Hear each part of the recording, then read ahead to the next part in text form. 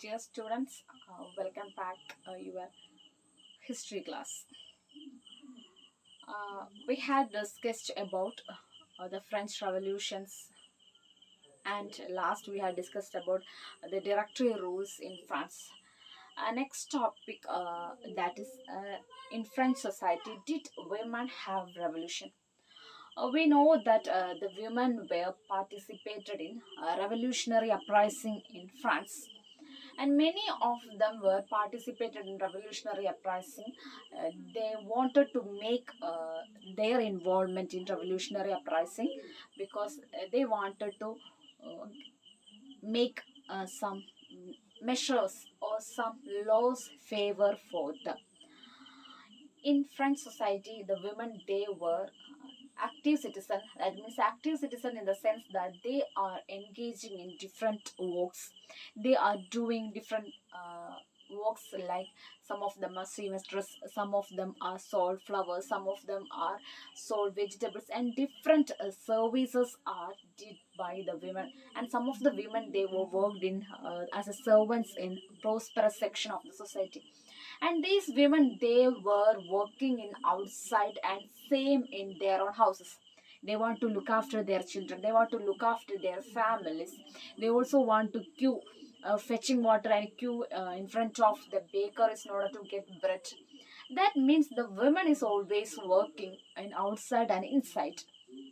But during that time, the women, they do not have access to education, and they do not have in job training. Only the daughters of nobles, only the daughters of the third estate, in the third estate, those who are richer, their daughters have the right to study in a convent school. They can study and they can search for job training, etc. After their education, their fathers, they arrange marriage for these people or these daughters. That means other section of the women, they do not have right to get education. During this time, the women, they wanted to make lot of changes, and they wanted, or they demanded different demand for their welfare.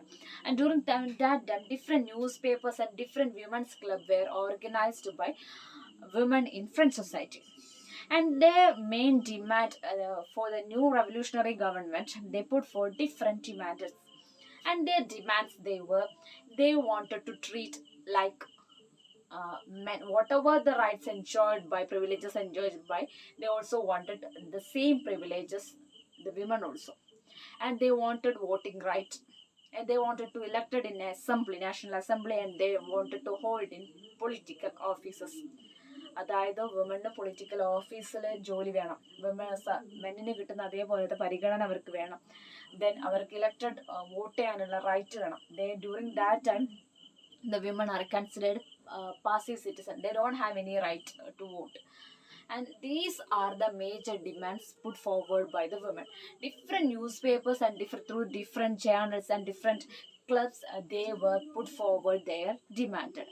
Here we are discussing the women became the active citizen, or women became started, that women, they have started their own revolution in the time of French Revolution in order to get a proper status for them in the society. As a result of their revolution, the revolutionary government did introduce different laws for the improvement of the women, or improvement in the life condition of the women. And they were introduced to schooling, state schooling made compulsory for women. And they also provided job training and education for women. And no fathers did not compel any daughter to enter a marriage without their will. And both the men and women can apply for divorce. Divorce may become legal, and the marriage become a concrete with the will of the daughters. And different laws implemented by the government, revolutionary government, in order to improve the life condition of the people. That means government state school start ചെയ്തു. State സ്കൂളിൽ ഇവർക്ക് സ്ത്രീകൾക്ക് വിദ്യാഭ്യാസം കൊടുക്കാൻ വേണ്ടി തുടങ്ങി. Then again job training and education access provide ചെയ്തു. Then parents ഒരിക്കലും ഡോട്ടേഴ്സിൻ്റെ വില്ലില്ലാതെ ഇഷ്ടമില്ലാതെ മാരേജിൽ ഫോഴ്സ് ചെയ്യാൻ പാടില്ല. All the marriage they made legal. കല്യാണങ്ങളെല്ലാം ലീഗലി കോൺട്രാക്ട് പോലെ രേഖപ്പെടുത്താൻ തുടങ്ങി. And the divorce can applied women also. Usually the women have no right to apply for divorce, but the women did have the right to divorce. Both men and women they can apply it. And the revolution for the women for the same political rights, for their own political rights, is continued. But the time of during the time of a reign of terror, and all the clubs and all the leaders of the women, they were arrested and executed because they were not allowed the political freedom of the women. We know that that period of reign of terror, it's exactly a terror under Robespierre. So those who are leaders of these women clubs, they were executed and some of them were guillotined.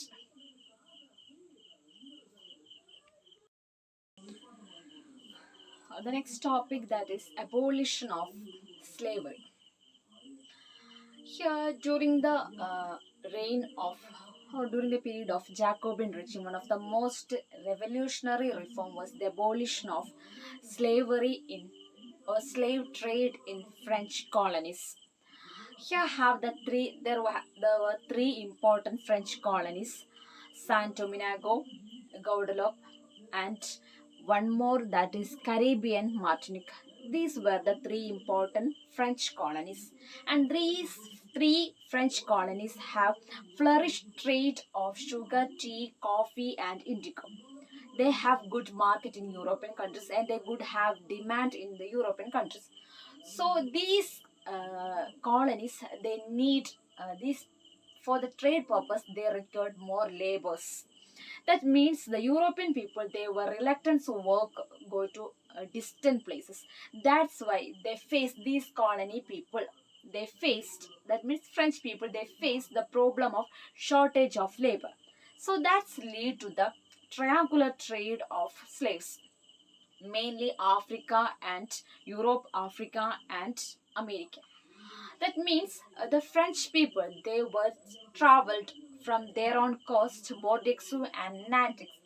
From their coast, they were traveling to African places, to Africa, and through the ships, they were sailed from their coast, and from Africa they bought slaves from the local chieftains, and these slaves or people, and these slaves, they were strictly packed and shackled, and they were packed in a ship in 3 months voyage in the Atlantic Oceans, and at last they were reached into the French colonies.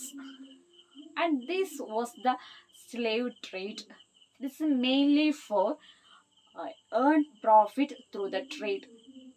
During that time, there was a great demand of these commodities, that's indigo, coffee and sugar have great demand in European markets. So as a result of increasing demand, they have to be produced more items.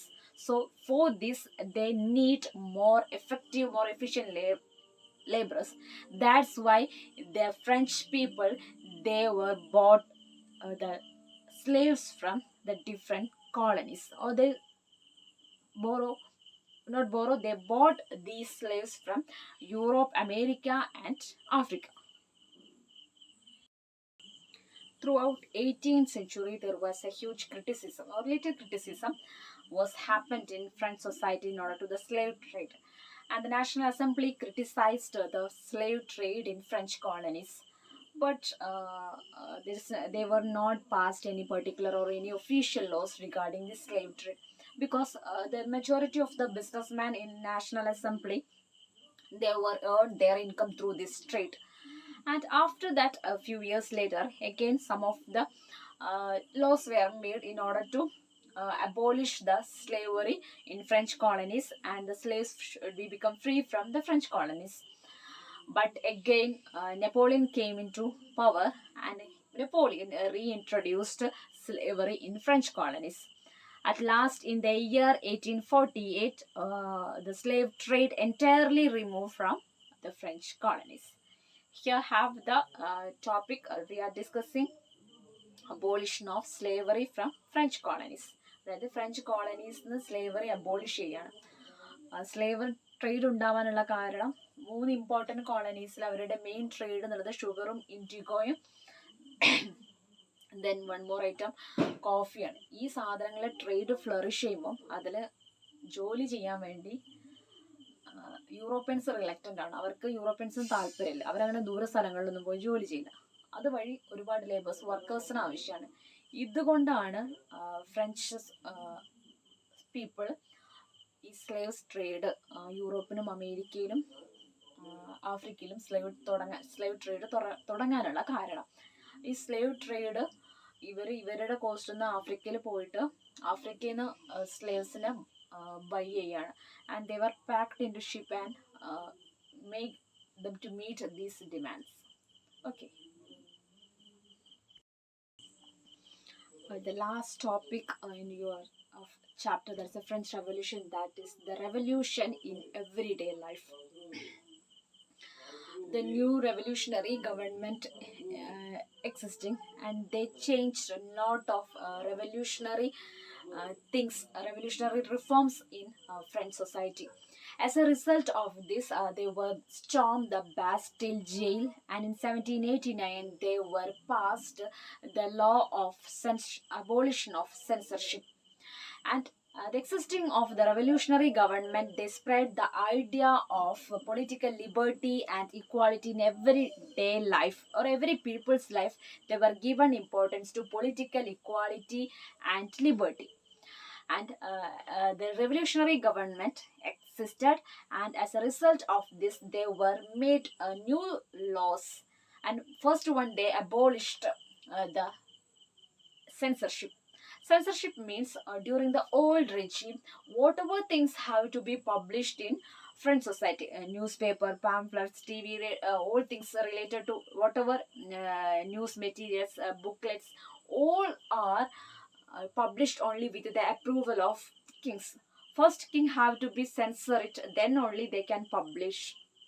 അതായത് എന്ത് കാര്യം publish ചെയ്യണമെങ്കിലും first കിങ്ങിൻ്റെ sensor കഴിഞ്ഞിട്ട് മാത്രമേ publish ചെയ്യാൻ പറ്റുള്ളൂ. That means anything written in that pamphlet that have be censor. അതായത് എന്തെങ്കിലും രാജാവിനെതിരായിട്ട് എഴുതിയിട്ടുണ്ടെങ്കിൽ അതൊക്കെ ഒഴിവാക്കി കളഞ്ഞിട്ട് മാത്രമേ അത് പബ്ലിഷ് ചെയ്യാനുള്ള പെർമിഷൻ ഉണ്ടായിരുന്നുള്ളൂ. So the censorship abolished. That means freedom of speech and expression. Every people have the right to express their freedom, and they have to express their own opinion in publicly. That means they can also express their argument against government. This freedom can implemented by the revolutionary government. Okay, these are the major revolutionary steps taken by the revolutionary government. Here the new revolutionary government existed in France. And the last we are concluding this chapter with Napoleon. In 1804 Napoleon came to power in France. He captured entire or several portions of European country, and he tried to establish or vast his kingdom by attacking other neighboring countries, and he tried to expand all the kingdoms, and he dispersed, he appoints different people or entire family members in different areas, neighboring areas of the country. And many of the people in French society, they believed that Napoleon is a modernizer. That's why, because the reason was that Napoleon introduced lot of revolutionary changes in France. And Napoleon introduced the decimal system. Napoleon introduced new decimal system, and Napoleon introduced uniform weight and measurement, abolished private property. Lot of reforms were introduced by Napoleon. That's why the people considered Napoleon is a modernizer for the French society. But after not its long time, they again another people or the rest of others, they slowly they understand that Napoleon is not a modernizer. He was an invading force. That means they wanted to always attack and conquer the place. He was an invading force. That means അയാൾക്ക് ഒരൊറ്റ ലക്ഷ്യം മാത്രമേ ഉണ്ടായിരുന്നു, monopoly power കൊണ്ടുവരിക, maximum രാജ്യങ്ങളുടെ അയാളുടെ കീഴിലാക്കുന്നത്. But after 1815 the Waterloo War, he was failed. Okay, these are the important points in your chapter. Okay students, here we finish this chapter.